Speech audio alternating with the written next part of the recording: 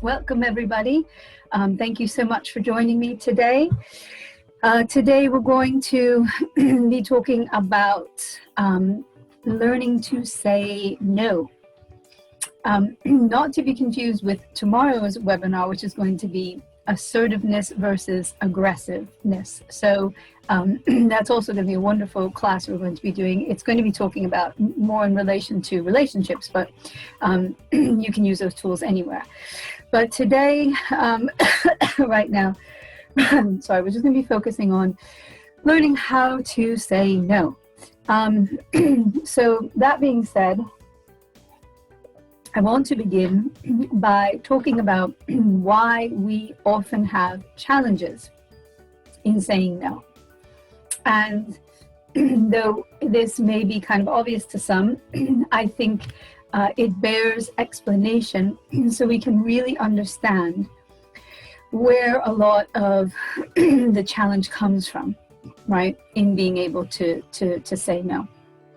So, you know, one of the things that I think is the most common issue or challenge that we have when we are saying no is that we often have this concern that in saying no, we're going to feel guilty, right? So we think, oh gosh, you know, I'm going to feel bad if I say no. You know, if I say no, then, you know, I'm going to be letting somebody down.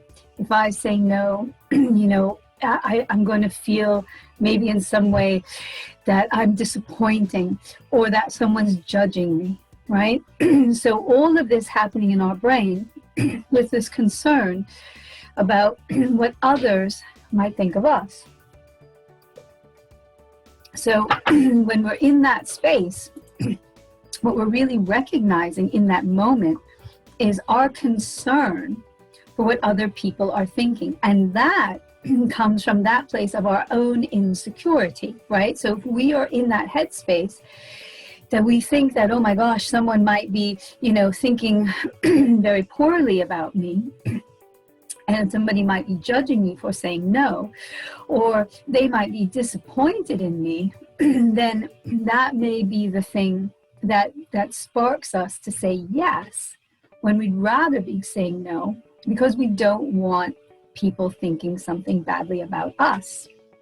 So when we recognize that in the beginning, we can understand that firstly, it's so important that we are confident in ourselves, that we are comfortable with who we are, that we don't take a lot of stock in our concern or thought processes about what other people might be thinking of us. This is very often we see that the challenge in saying no falls very closely in alignment. Sorry, it's very dry in here today. Falls very closely in alignment with being a people pleaser.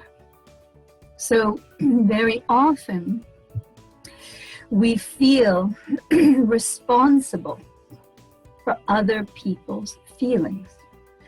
We feel that we, in our saying no, might in some way make the other person feel less valued. We might be concerned the other person is going to feel sad or rejected or unhappy.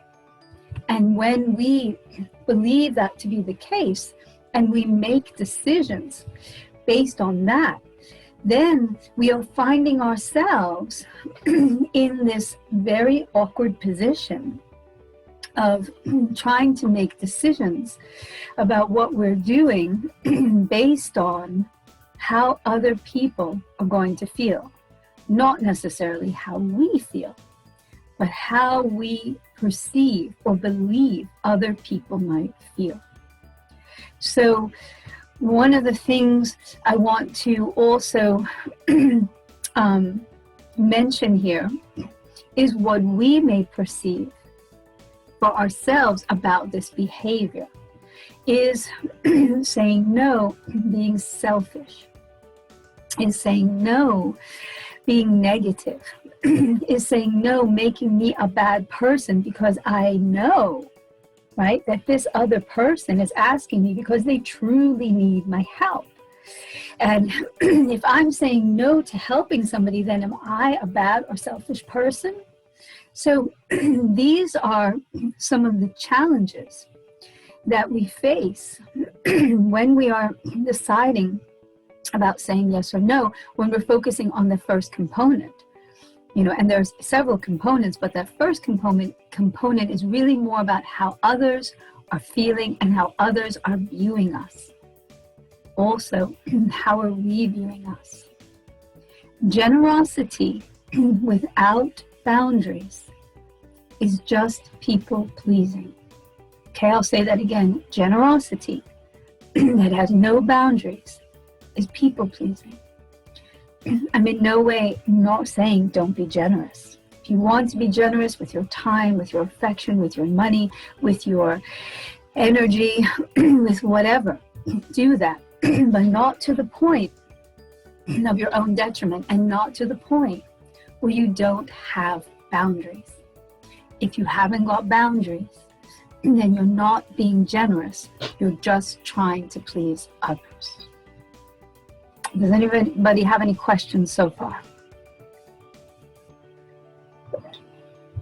Okay, so the second component I want to talk about in saying yes when we'd rather be saying no is the so-called now FOMO, right? The fear of missing out.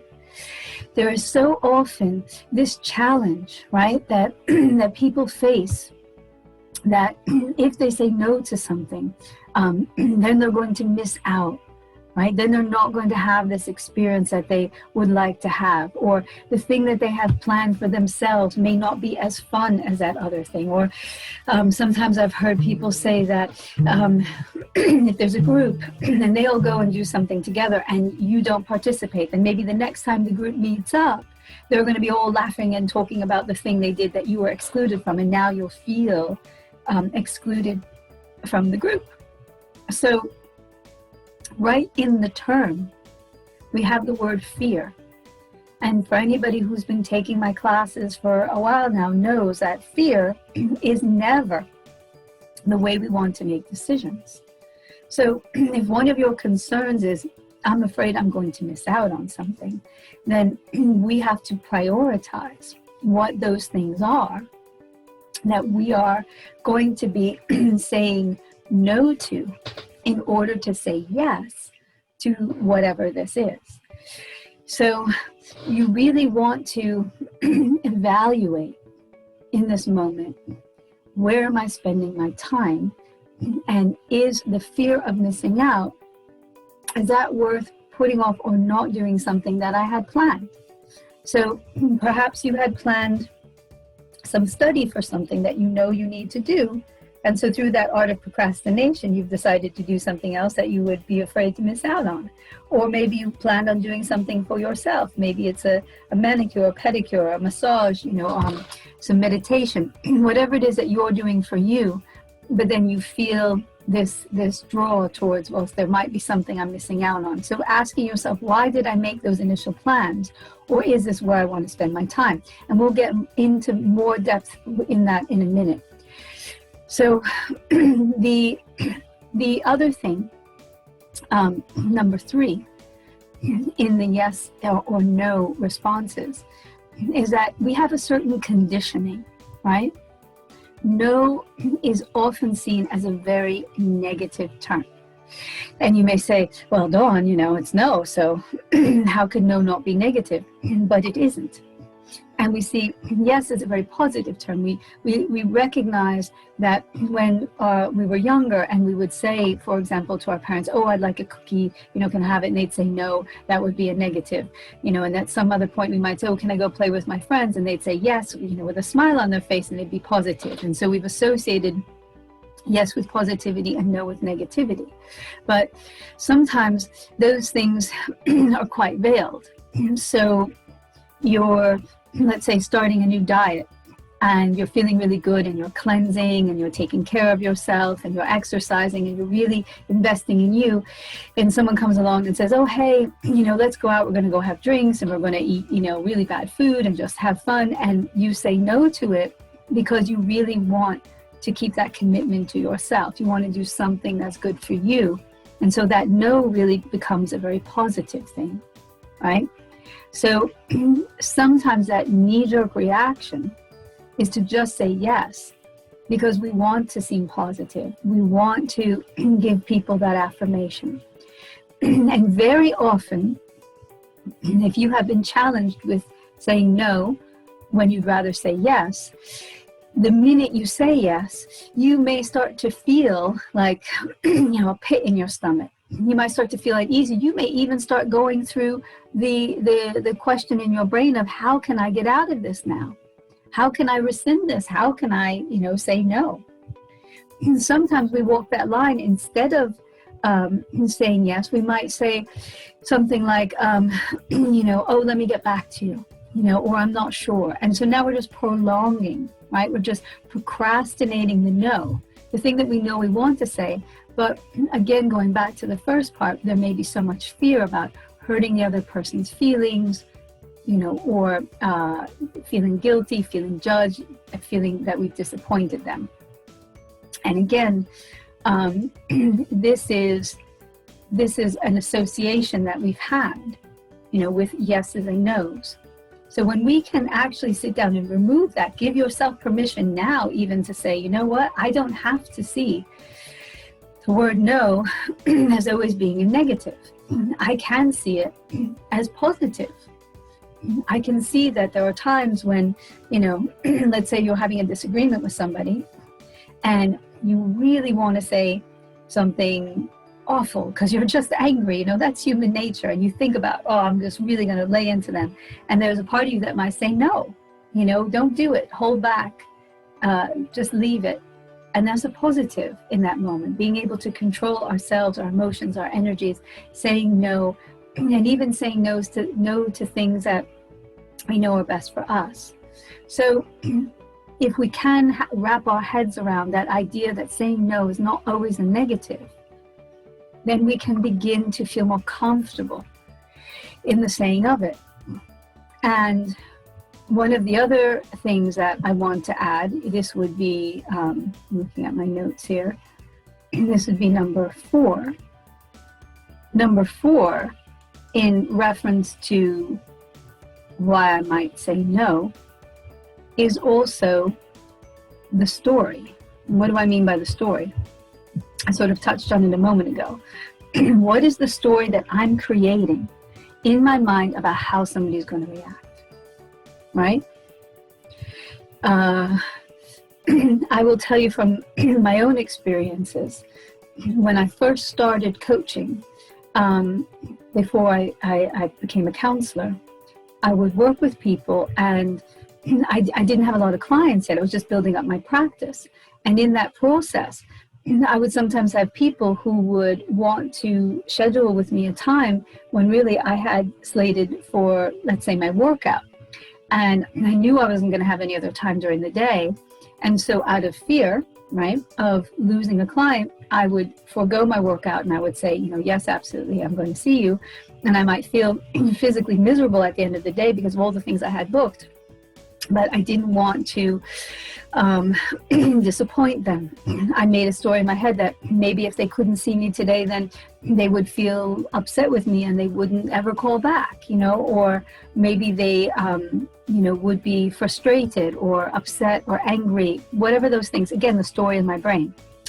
And as I moved on and I started to, get more comfortable with myself, feel more confident in my work, and learn to better prioritize those things, because I knew that I had so many hours in a day, as we all do, and I needed for myself to be able to put that workout in. That was going to be important for me to have that energy and the vivaciousness and that ability to push through that day.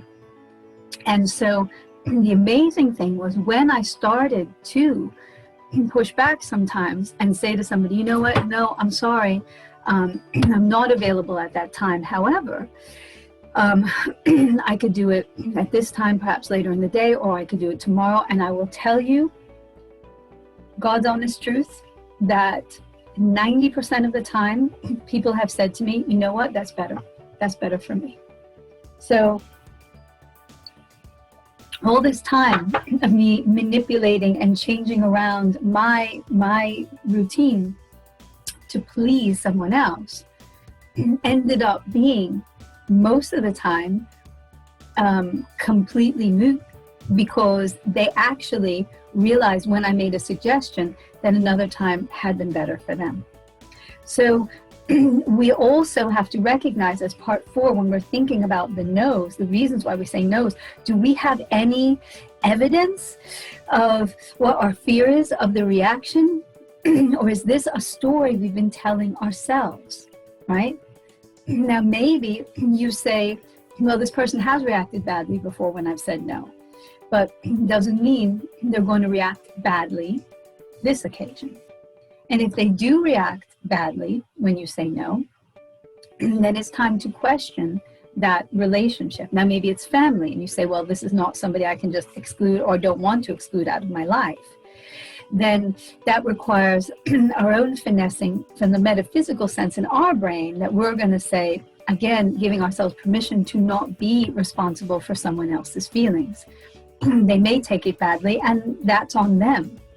I have to be honoring my own feelings. I have to honor my self-worth, and I have to honor my time. Because when we don't, then we're inviting everyone else to not honor our time as well.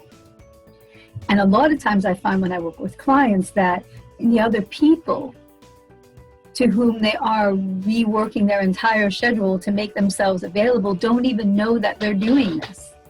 And most of the time, had they known that the person was writing and shuffling around their life to please the other person would not have been in favor of it. So is the thing that I am concerned about in saying no, is this a truth, or is this a creation in my mind?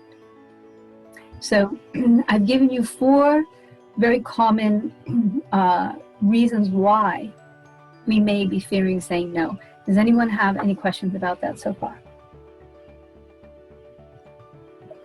Good. Your silence means I'm doing a fabulous job. So, and if you don't want to turn your mic on, you can always use the chat button here below as well and write to me, and I will see your chat and answer it. Okay, so now I want to move on to something a bit deeper about where all of this comes from.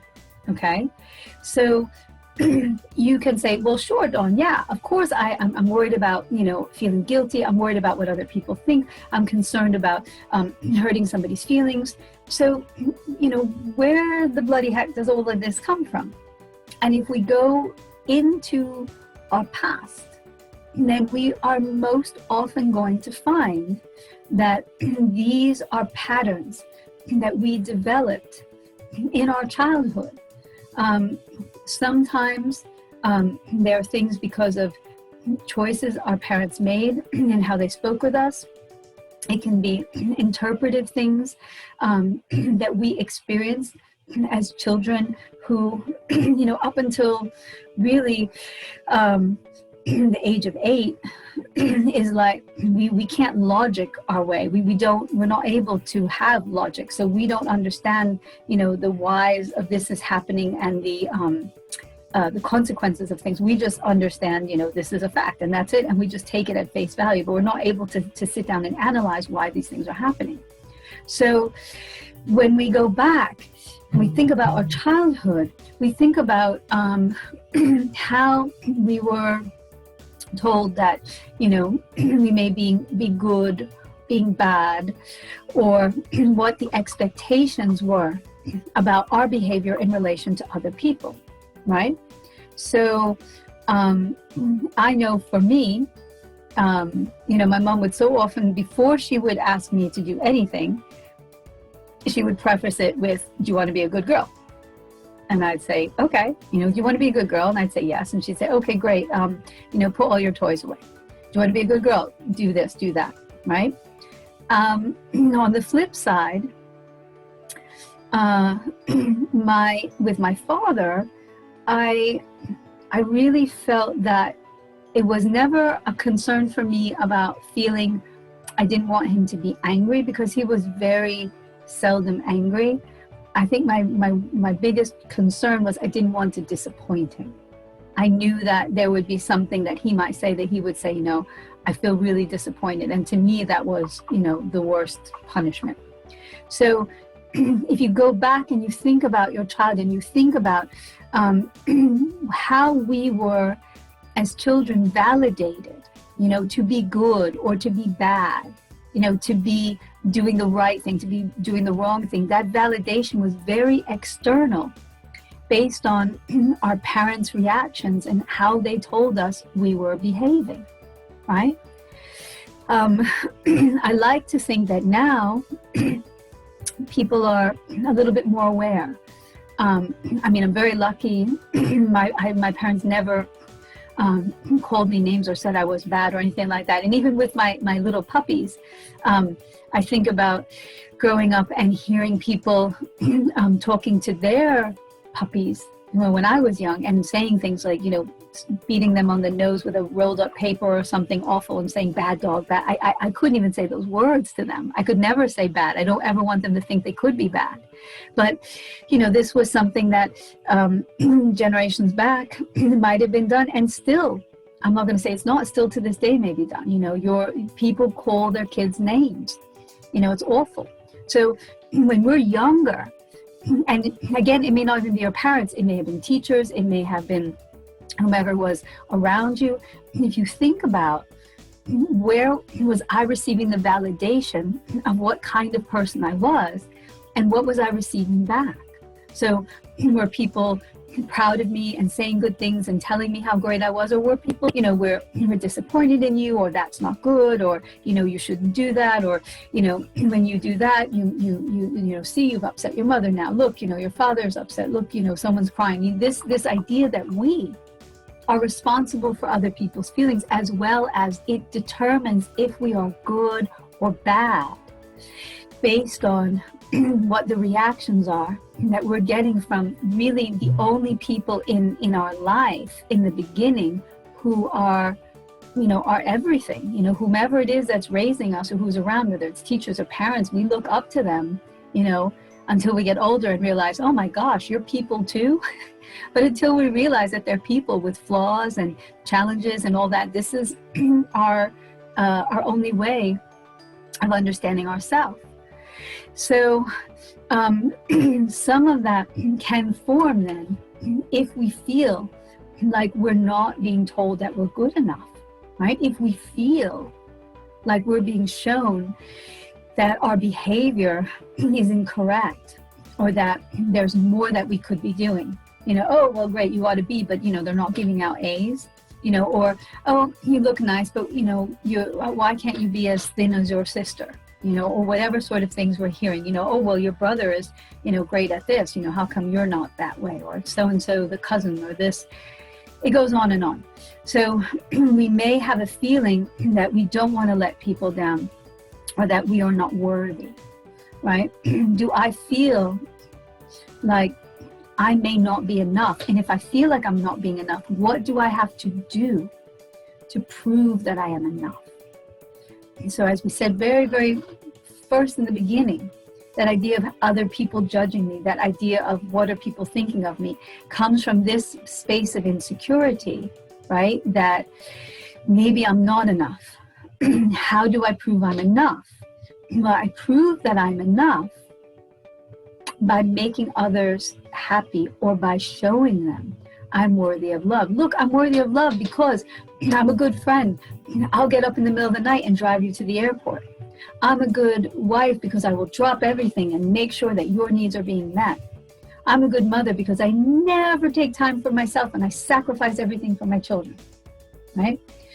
I'm a good husband because I make no effort to take time for me to do things that I need, and instead I just focus on everyone else, or I work myself to a point of exhaustion, and that shows worthiness of love, right? So in this sense, we may be going out and doing these things because we're trying to prove a worthiness. We're trying to be that good girl, that good boy. We're trying to show, look, I do those things, so I'm worthy of it, right? So don't look at me and say I'm not good, or I'm bad, or I'm disappointing, because I'm going to say yes to whatever it is. I'm going to say yes because the yes gets a good response, right? The yes makes you feel happy, and then I've done my job. So this is something that most of us at some point in some way hold as a belief. So take some time, maybe after this class, and think about where you may have grown up to hold these beliefs. What things may have happened that you realize has molded you in that way, that you feel an expectation has been placed on you to say yes in order to preserve other people's feelings, to not disappoint, or to make sure that you are that good person that you believe you to be or can be, right? By being the one who's, the dependable one, the one that everybody calls because they know, he or she is going to say yes, they're going to do it. So let's now talk about, as we move forward, so I'm going to ask any questions about that. So we've talked about some of the reasons why we say yes when we want to say no. We talked about where a lot of this comes from. Okay? Any questions? So far, so good? Okay, that must be awesome. So now let's move on to, okay, well, how the heck do I say no then? All right, that's great, Dawn. Now I've understood where a lot of this comes from, and that's helpful, but I still need help in saying no. So here are some key tips in doing so. Number one, make sure that your outside matches your inside, okay? Make sure your outside matches your inside. You don't want to be speaking out words or behaving in a way that makes people feel a certain way that's opposed to how you feel inside. You're saying the word yes, but in your brain you're screaming, no, no, no, no, no, I don't want to do this, right? So we don't want to have a mismatch in our outside and our inside. Not only is that energetically something that people can hold on to and feel, but it's also something that is now putting your own energy into a very negative space. And we don't want to be in that negative space, right? We want to be in that positive, good feeling space. And that's where our best decisions are made. So make sure that as you are thinking about what my inside and my outside is, that you are direct. You are direct and honest. You don't have to say, let's say, honesty to the point that you feel it might hurt somebody's feelings, but you want to be direct about your ability to do the thing that you are agreeing to or not. So when we're saying direct, we're talking about being very to the point, right? Being very to the point and very direct. And the most direct way is to just say no. Then what do you do after that? Well, we're very much to the point of why we're saying no. So we say no, and then we add in something about the why, but very short and concise. So no, I'm not able to add another task to my week this week. Or no, I would normally say yes to that. However, I'm already at a place where I'm feeling overwhelmed, and this is not something I have the bandwidth for right now. Okay? So we're going to finesse it, but that's the root, let's say, of our entire statement. The second part is do not over-explain or over-justify. I cannot tell you how many clients I have that get stuck in this part where they feel they've got to explain in detail and justify to the point where the story they're telling is so awful and so challenging that the other person is like, my goodness, just forget I even asked. Right? So sometimes we feel that need, I can't say no unless I have a really good justification why I'm saying no. And again, that's part of the shift in energy you have to make for yourself. You have to recognize that you don't have to come up with a justification for anything. You can simply say, no, I can't right now. That's not possible for me right now. And when we do this, we also add some kindness to it. We're not apologetic, but we add our kindness. Okay? So you don't want to start your sentence by saying, I am so sorry, but I can't. Because already we're apologizing as if we have something to feel badly or guilty about.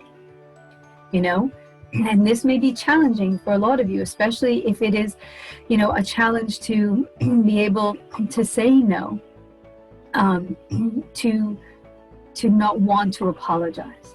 Because again, it's that thought, I might be making this person feel bad. This person may really want me to do this. This person needs me, so I've got to say I'm sorry. And that is incorrect. So we can add kindness instead by showing our appreciation. So you might say, thank you so much for this offer. But due to other commitments, I'm not going to be able to participate. And that's a beautiful thing. You've not even said the word no, but you've let them know that you're grateful for the offer. You may say, well, what if it's somebody who wants me to do something for them and it's not something that I'm saying no to that I need to be grateful for? But you can say, I'm so thankful that you thought of me to assist you with this. But it's not something, unfortunately, it's not something I can take on right now. Or you may even say, there's somebody who may have more time that would be better suited to assist you in this. Furthermore, you can also say, I am grateful, for the offer. But I have a lot on my plate right now, and I just don't have space for it, or I'm feeling overwhelmed, as we talked about, something like this. So we're showing an appreciation. And you would be very amazed at how often people who are hearing the words of appreciation for what they've offered, or because that you've been asked, will be also so much more gracious in their accepting, of your negative response. So this is, very, very helpful when we're formulating. Sometimes people ask me, oh gosh, Dawn, I don't know how. And I want to mention now that I have what I call my top 10 ways to say no, that I have a list of. If you're interested after the class, just please text me or write me or ping me and let me know if you'd like to receive that list, and I'm happy to send it to you. And I find it's like a really good go-to list that you can, sort of tweak to make your own and find these ready-made ways to, to use to be able to say no. So when we respect, again, our time and our commitments, then we're also forcing others to respect our time and our commitments. So to sum up again, we are going to be direct. We're going to make sure that we're honest, meaning our outside matches our inside. We're not going to over-justify or over-explain. And thirdly, we're going to say this in a way that we're actually adding a gratitude, right? We want to put that positive energy into this. Because remember, everything we do is about energy. So if I'm trying to be positive and give a sense of gratitude, then I'm injecting a positive energy into this scenario. And much like we talked about when we did the class on making time, we also understand that we don't want to do things out of a sense of obligation, fear, guilt, worry. When we do that, we're injecting that negative energy into the relationship. We're injecting a negative energy into the situation, whether we're, saying it very directly, it doesn't matter. You can sense it. So to use a repetition for anybody who wasn't in the class on time, it would be like if anybody here in class today had made a wonderful, fabulous dinner and called me up and said, "Hey, Dawn, I've made this wonderful dinner. It's all vegan and gluten-free and it's special in a way that I know you can eat it and you would really love it. And I would really love for you to come and have dinner with me." And then my response would be, I'm home right now and I just don't feel like, getting up and getting dressed and coming out. And honestly, it seems like it'd be such a hassle. And, there's other things I'd really rather be getting done right now. And, I don't even know if, I would be able to spend that much time. And then maybe you're going to feel bad if I had to leave early and blah, blah, blah. And then at the end of all of this, I would say, but, I don't want to feel guilty, so I'll come. So anyone who has this, own self-esteem would hear that and say, you know what, stay home. I don't need, your pity coming to me. So that's a very obvious way, right? But how many times do we not, again, match our inside to our outside? And we're not saying those things. We're thinking it and we're not saying it. And then we go and we say yes and do something where we're now injecting a negative energy into that. Because we don't want to be there. We don't want to be doing the thing, but we're doing it anyway because of a sense of obligation or guilt or fear. So as we look at this and we think about how we want our energy to be inside of this conversation, then make sure that you're honoring yourself, and through this you're really putting in a positive, loving energy into your no. Thank you so much. I'm so grateful. I'm so appreciative. Maybe I can take a rain check if it's something that you would like to make time for. Or you can say, I'm so thankful and grateful that you've considered me for this, and I would really like to be the one to help you out right now, but I know that I can't give you the time and energy that I know that this requires, and so I have to respectfully decline. So in that way, we are bringing that positive energy to our response. Any questions so far? Okay, so moving on. We have two parts left. The next thing I want to talk about is I had this revelation today when I was meditating on this class. And I was thinking, a lot of us may be very aware of, why we say yes when we'd rather say no. And some of us may be able to put the pieces together of where this has formed from our past or our childhood. And even that being said, we may have also thought about or heard different ways that we can be positive in saying no. But one of the things that I think that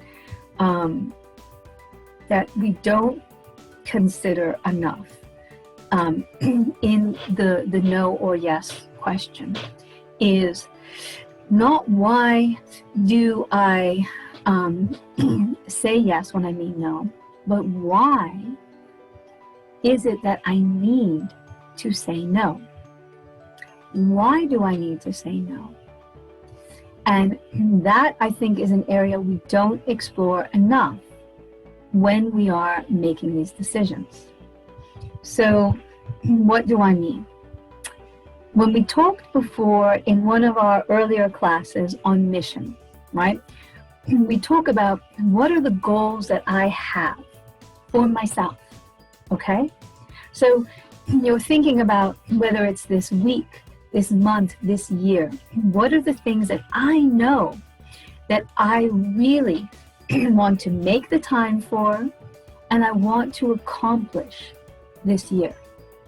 So, or this month or this week. So it can be anything. You might say, well, I'm starting a detox and a cleansing ritual. So that's really important for me, that this week I really start the healthy habit of, cleansing and detoxing and taking care of myself. Maybe one of the things you might say is I'm working on becoming financially independent. And so I have a lot of projects that I really need to be spending time and giving my attention to, right? Maybe it could be something about relationship. Perhaps you're in a relationship or you're looking to start a relationship. And you're saying, you know what? I really need to give time towards what that looks like, whether it's meeting people or going out or joining groups. That's something that's important to me, right? You see where I'm headed here. We're thinking about our weeks, our days, our months, our year. What are our goals that we have for ourselves? And so often we have these goals, but we don't give time to them, right? Because we're not making that our priority. And so when we talked about time management, we talked about that idea of we cannot say I don't have time for. Instead, we're saying I'm choosing not to make time for that because I'm going to make time instead for something else. So when we think about it, think about what it is that you want to accomplish. Maybe you want to find a new job. Maybe you want to learn a hobby. Maybe you want to take better care of yourself. Maybe you want to spend time with family. Maybe you want to start a relationship. Maybe you want to make more money. Whatever those things are, right? Focus on diet, exercise. These have to be your priority. So now, when you go back and you're faced with the question of, can you do this? Will you do this? Do you want to do this? And your first feeling might be no. The question is this thing that you are going to be doing helping to bring you closer to your goals? Now, does it mean that everything we do is going to do that? No. I mean, sometimes the things that we want to do have nothing to do with our goals. It can be just wanting to have fun or kick back or relax or enjoy something. That's fine. But that's also part of our goal setting when it's about taking care of ourselves, giving time for ourselves, making ourselves a priority, or allowing ourselves to enjoy our time. So thinking about where you want to spend your time and your energy really should come from that sort of master plan that you have about where the dream is of where your life is going, right? I want to write a book. How many chapters are you writing a week? I want to build this business. Okay, how much time are you giving to that? I want to be in a healthy and happy relationship. Well, what are you doing to work on that? I want to lose weight, feel better, cleanse my body, get into a place of balance. Okay, what do you need to do to get there? So when we have that idea, right, that globalization of the dream of where we want to go, and then we have recognized what are the steps I need to take to get me there, right, which hopefully you've done. And if not, I urge you to go back and listen to that class. So if we know that, then now we're asking ourselves, are any of the things that I'm saying yes to, is that helping me along towards meeting those goals? So when we are trying to motivate ourselves to anything, we have to have a very strong why about why I'm doing this. Why do I want to make this happen? What is my reward that I'm going to get from doing those steps? Because that is the life, the way I want to be. That's the life I want to live. And if that's the life I want to live, I want to start taking steps towards it now. So that's one of the things that I feel is so lacking in our discussion about yes versus no, is to be able to evaluate if the thing I'm saying yes to is going to bring me closer to the steps I need to take to get to where I want to be. So does anyone have any questions about that? No? Okay. Okay, good. So now let's move on to the last part. So if we have decided and said, you know what, these are not things that are going to help me get to where I need to be, and there are things that I really know I want to spend my time doing.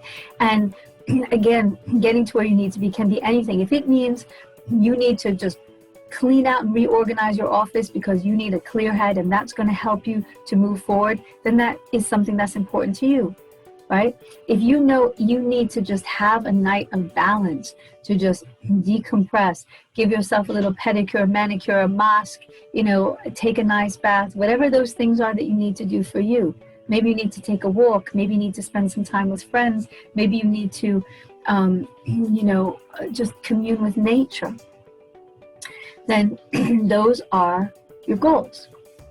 So why is it okay then for you to make those a priority over other people's needs, over other people's wants, right? So the last phase in all of this yes-no business is overcoming that feeling of selfishness, right? What is the difference between putting myself first, taking care of myself, and being selfish? Again, we're so trained in our society in so many ways that we are not allowed to take things for ourselves and make that a priority, right? We're often taught, you know, you gotta sacrifice for the team. You've got to be selfless, and you know, if you're a good mother, if you're a good friend, if you're a good daughter, if you're a good husband, if you're a good boyfriend, a good father, all these things. If I'm good, then it means that I care nothing for myself and everything for everyone else, right? And that's bollocks. I'm sorry, that's not how it works, right? By just giving up for yourself and exhausting yourself and making yourself out of balance to please others, again, does not make you a generous person. It makes you a people pleaser.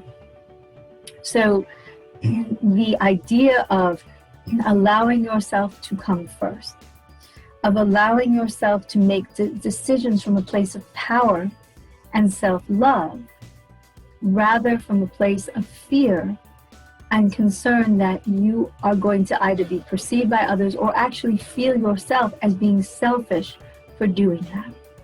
So can I take the time to allow myself to let those things that I need to do for me become a priority, right?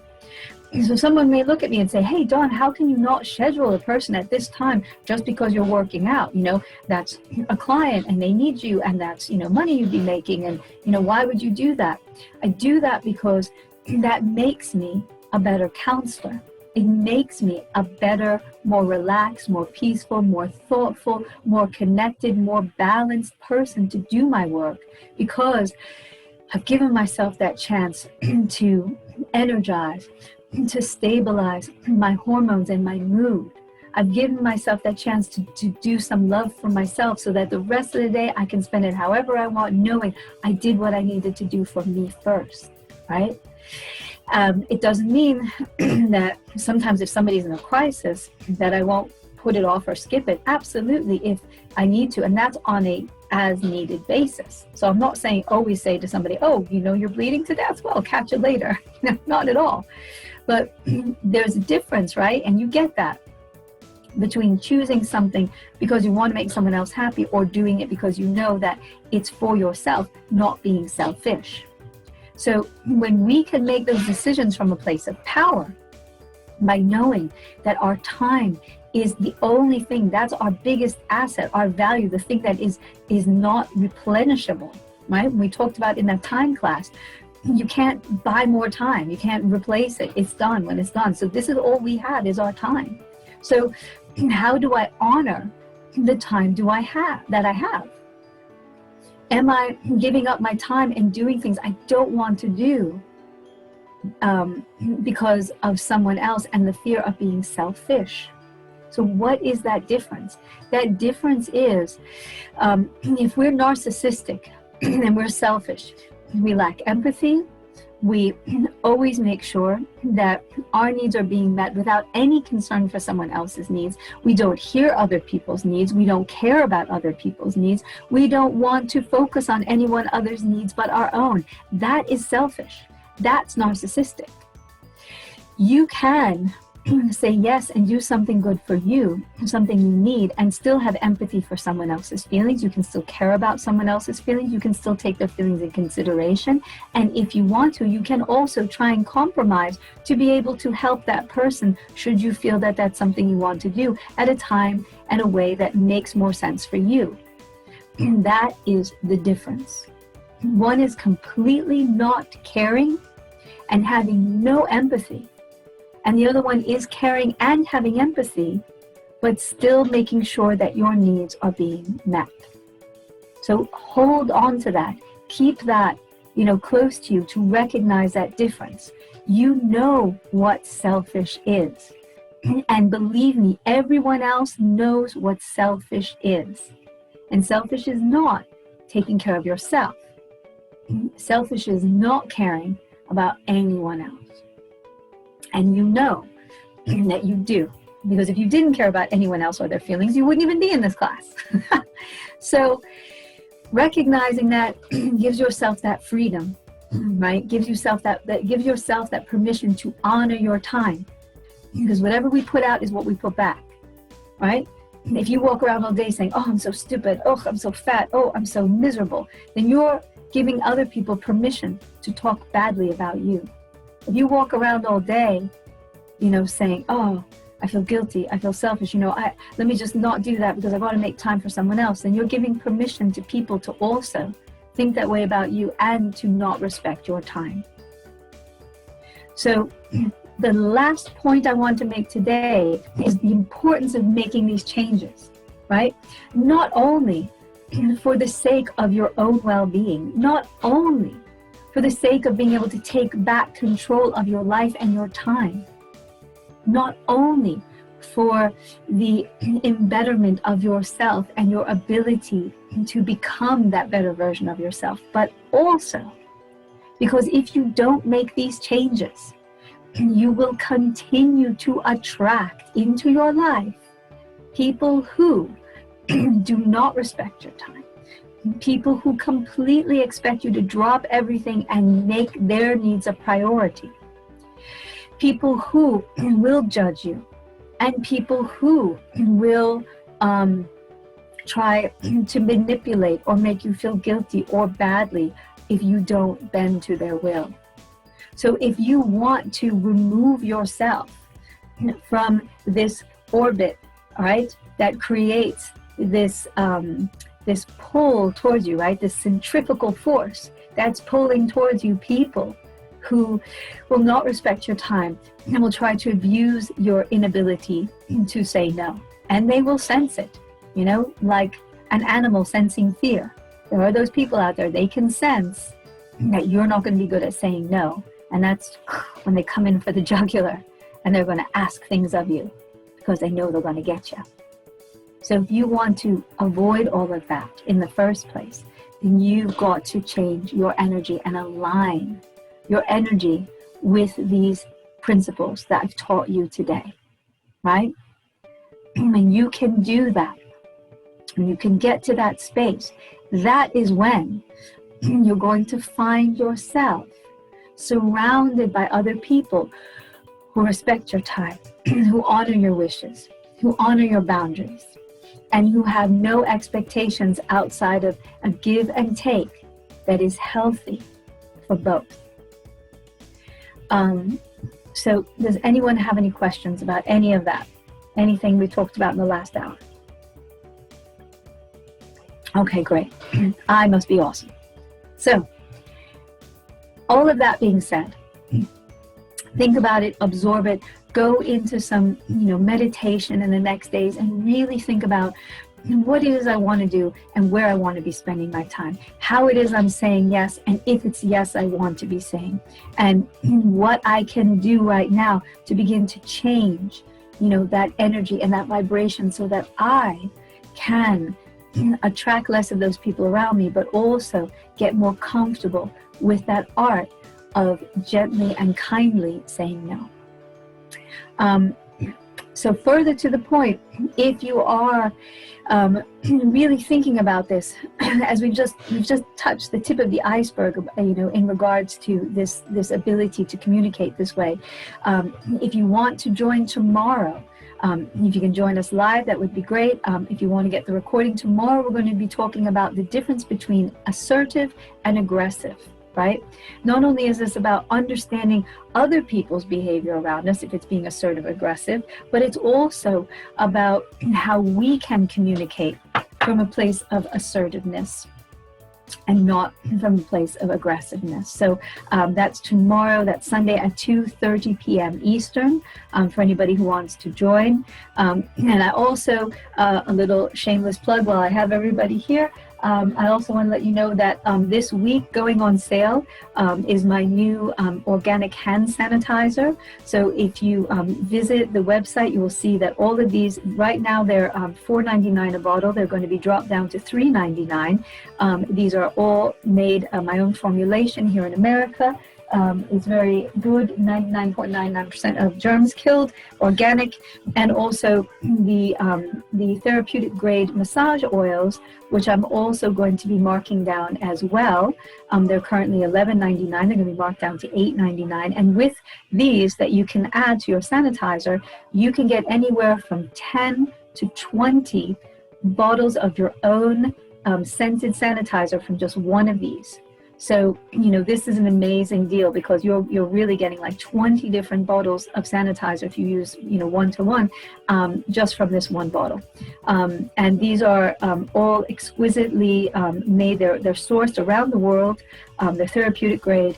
And once you mix it together and then you spray it, the alcohol will dissipate very quickly, but the essential oil will stay here for hours, and you can keep breathing that in to get the therapeutic benefits from it. And if you check out my site, you'll see all the different benefits you can have from the different scents, whether it's eucalyptus, peppermint, orange, lavender. There's amazing things out there. So check it out. And like I said, they're going on sale this week, right in time for Black Friday, and to fulfill all of your holiday wishes, and to take good care of yourself. So enough about my plug. Thank you everybody so much for joining me today. I'm wishing you a wonderful and happy rest of the weekend. I hope to see you on Sunday, and I hope that you will go out there and have fun saying no. Take care and be well. Bye now.